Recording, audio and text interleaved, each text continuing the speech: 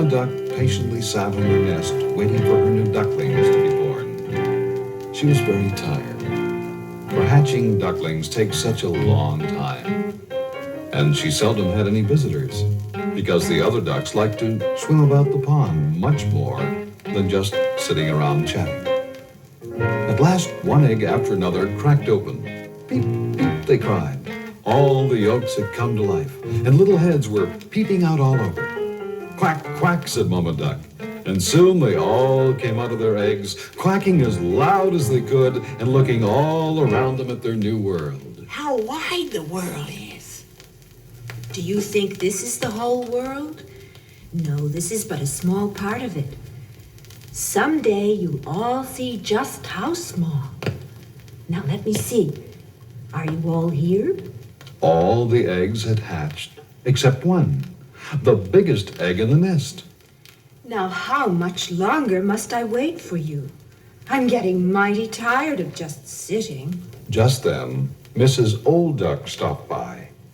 When Mama Duck told her of the big egg, she shook her head sadly.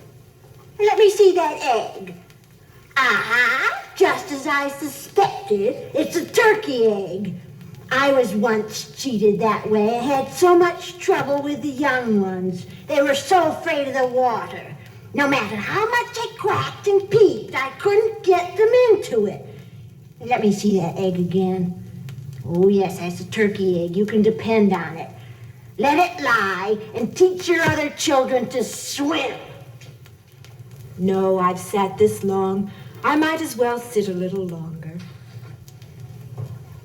Suit yourself, but remember, I warned you. Goodbye. Goodbye, and thank you for coming by. At last, the big egg broke. Honk, honk, said the little one as it crawled out of its shell. It was the biggest and ugliest duckling Mama Duck had ever seen. You don't look like any of my other children. Maybe you are a turkey chick. Well, we shall soon find out. Children, Quack, quack. it's time for your first swim.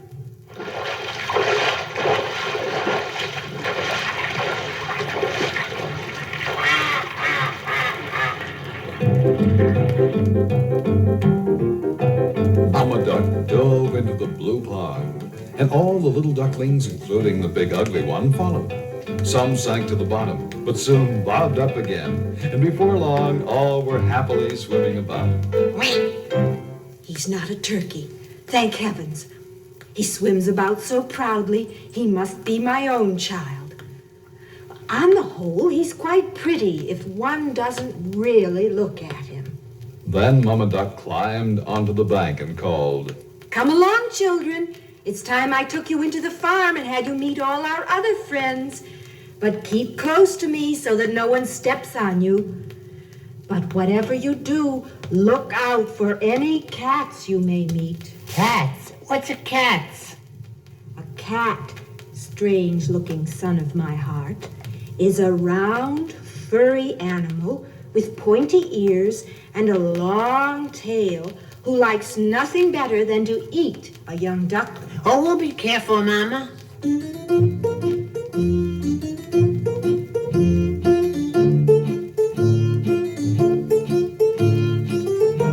All the little ducklings followed Mama to the poultry yard, and as they waddled along, Mama kept reminding them of their manners. Cecil, point your feet out like a good little duck. Martha, stop stretching your neck so. And Richard, will you please stop chasing your brother around? The woman, he's so ugly. Yes, Mommy, he's so big and so different. He doesn't belong with us. Shame on all of you. He's a good little boy. Now stop picking on him.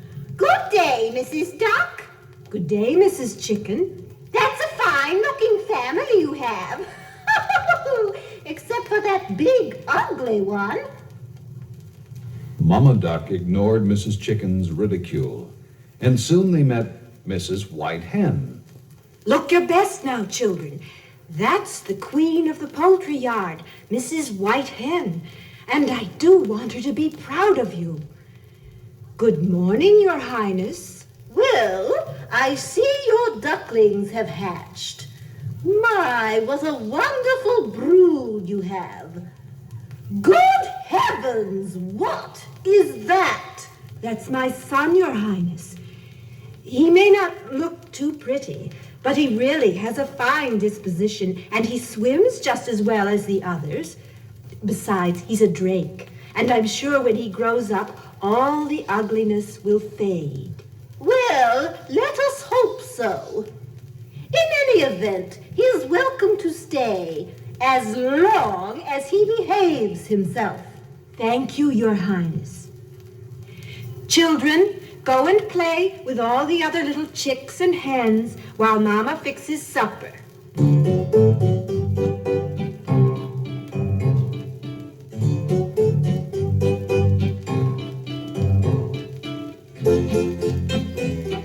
All the little ducklings had a fine time playing, but not the poor, ugly duckling.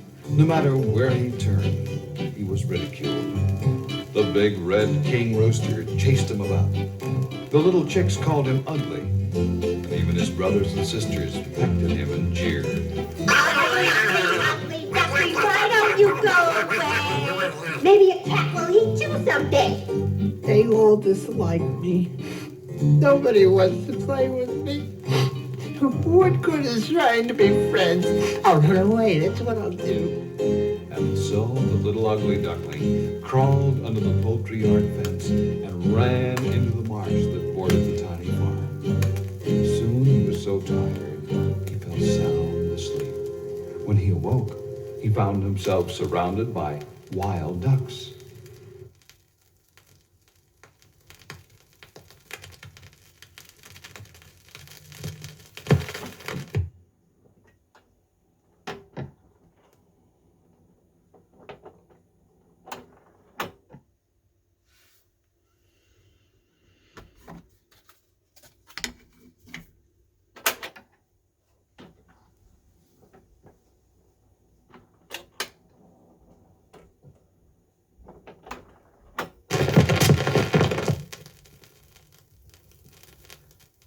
What kind of a creature are you?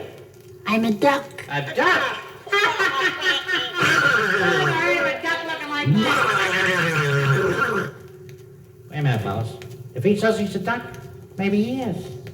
Listen, Gruesome, you can stay with us as long as you don't try to marry one of the girl ducks, and for gosh sakes, do not get underfoot. So the ugly duckling joined the flock of wild ducks, but not for long. Because the next day a flock of geese came and chased all the ducks away. One of them caught the ugly duckling as he was trying to flee and said, "Don't be afraid, little fellow. I won't hurt you. You're so ugly I can't help liking you. Come with us. I'm sure you'll have a grand time." But where are you going? There's a moor near here with lots of rich old unmarried geese, and ugly as you are, I'm sure you could convince one of them that you're a goose. That way you'll have a wife, and also you'll have all her fortune. At that moment, some hunters arrived, and before the geese could fly away, the hunters' guns went bang, bang, and all the geese fell dead at the duckling's feet. He was too frightened to run, so he put his head under his wing and did his best to hide from the dogs that the hunters had turned loose to fetch the geese. One of the dogs, a huge red one with big flashing teeth, came close to the ugly duckling and went on without even touching him. Woe is me. I'm so ugly even the dog doesn't want me. But I suppose I should be grateful just to be alive. When the hunters and their dogs had left, the little duckling ran out of the marsh and into the butt of a hill.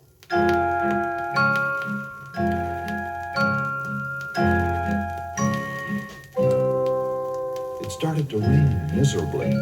By nightfall, the poor little fellow was so wet and tired that he really didn't care what happened to him. Just then he came to a little tumble-down shack by a dark gray lagoon.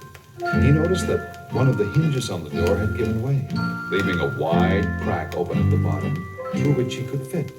So he squeezed and tugged his way inside. Here there lived a kind old woman, her knock-kneed cat, Sunny, and her short-legged chicken, Chickabiddy Shortlegs. When they saw the little duckling, Sunny began to purr, and Chickabiddy began to cluck as loud as she could. Well, what have we here? Well, bless my soul, it's a duck. Not a very pretty one, but nevertheless a duck. Now we shall have many duck eggs as well as chicken eggs. So the duckling was taken in on trial for a week.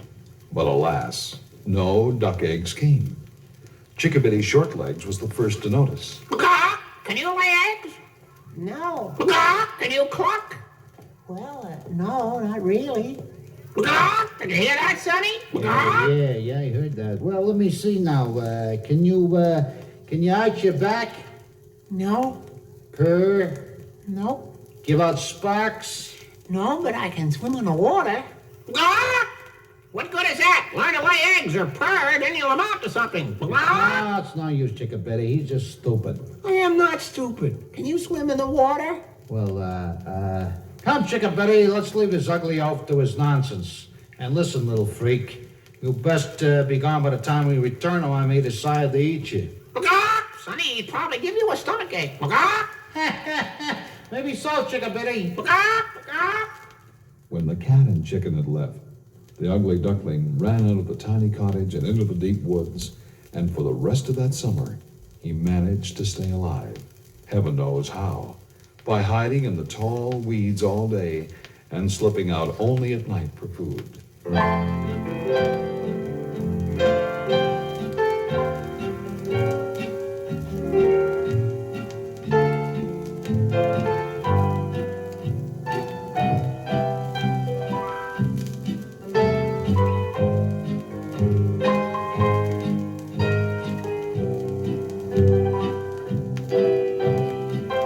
Then came autumn. One evening, just as the sun was setting, a huge flock of dazzling white birds landed in a nearby lake. The little duckling crept to the lake's edge and silently watched them swimming about. They looked so very beautiful as they spread their wings and slowly glided back and forth with their long, graceful necks arched over the smooth lake. The duckling was seized with a strange sadness. What royal birds they are. I must join them, even though I'm sure they will kill me for being so ugly.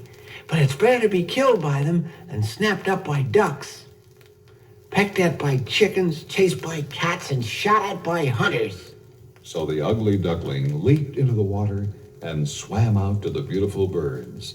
They saw him and came gliding towards him with ruffled feathers. Go ahead, kill me. What good is life when one is so ugly? The poor creature bent his head down to the water and awaited his death. But lo and behold, what did he see reflected in the water? Not an ugly duckling, but a big, beautiful, graceful white swan. For that is what he had been all along.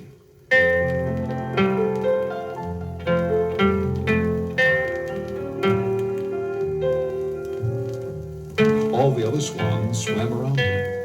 Some stroked him with their beaks, and others rubbed his feathers with their wings, while the older swans bowed their heads and said, There's a new prince among us. Isn't he handsome? "A new leader." What a handsome bird. You? Look at that bird. The young swan was so deliriously happy that he spread his wings, lifted his long, white, slender neck, and said, Oh, thank you.